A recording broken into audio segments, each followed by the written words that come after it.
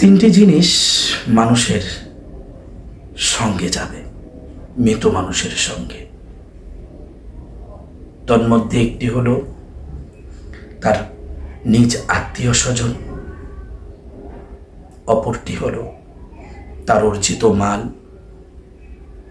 3 নম্বরটি হলো তার অর্জিত আমল, যা তিনি দুনিয়ায় থাকাকালীন করেছে। এর মধ্যে দুটি জিনিসই তাকে কবরস্থ করার পরে তার থেকে চলে আসবে, আত্মীয় স্বজন চলে আসবে, তার অর্জিত মালও চলে আসবে, কিন্তু তার আমল তার সঙ্গে হবে। একবার কি কখনো ভেবেছেন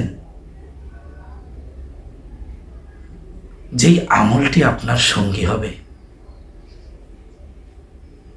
যে আপনাকে সাপোর্ট করবে, সেটি 2 প্রকার।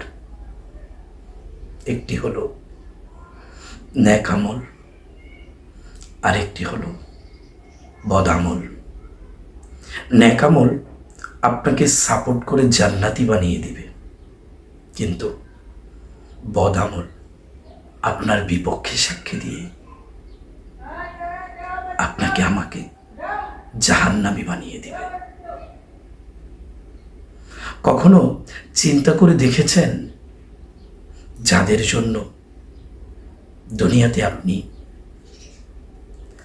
হারামকে হারাম মনে করেন নাই, অসৎ পথে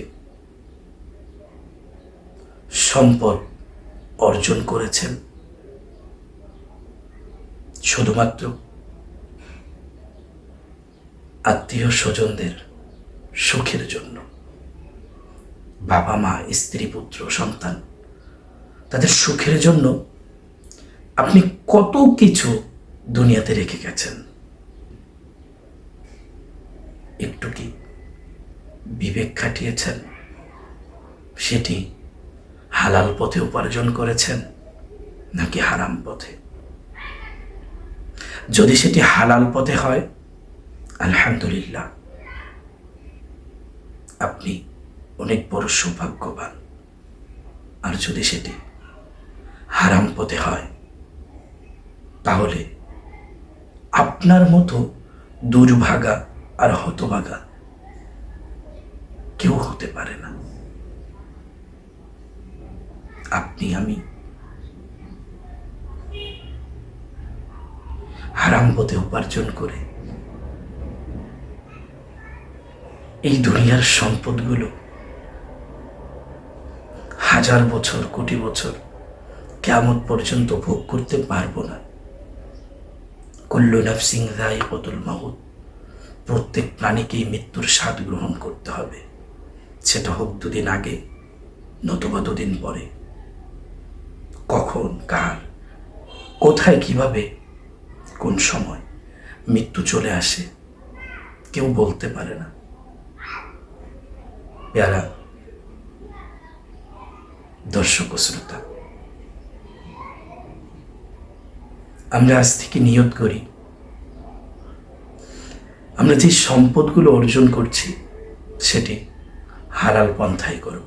কারণ এই সম্পদের জবাব আমার স্ত্রী, আমার সন্তান, আমার বাবা মাকে দিতে হবে না। আমি অর্জন করেছি, এই সম্পদের জবাব আমাকেই আল্লাহর কাছে দিতে হবে। তাই হারামকে বর্জন করি, হালাল পথে অর্জন করি। হালাল পথের উপার্জন যদি সেটা কমও হয়, তাহলেও আল্লাহর শুকর যে আমি হালাল পথে আছি। আমার আমলটা যদি নেক আমল হয়, আল্লাহ পাক রব্বুল আলামিন আমাকে জান্নাতি বানিয়ে দিবেন। আর যদি আমার বদামল আমার বিপক্ষে সাক্ষী দেয়, তাহলে আপনি আমি চিরতরে জাহান্নামী হয়ে যাব। আল্লাহ পাক আমাদের সকলকে জাহান্নামী থেকে মুক্তি দিয়ে, জাহান্নাম থেকে মুক্তি দিয়ে, জাহান্নামী না বানিয়ে আমাদের আমলিয়াতের জিন্দিগি গঠন করে সঠিকভাবে সঠিক পন্থায় আমল করে হালাল উপার্জন করে আমাদেরকে জান্নাতি হিসেবে কবুল করুক। সকলে বলি আমিন। ওয়া আখিরু দাওয়ানা আনিল হামদুলিল্লাহি রাব্বিল আলামিন। আসসালামু আলাইকুম ওয়া রাহমাতুল্লাহি ওয়া বারাকাতুহু।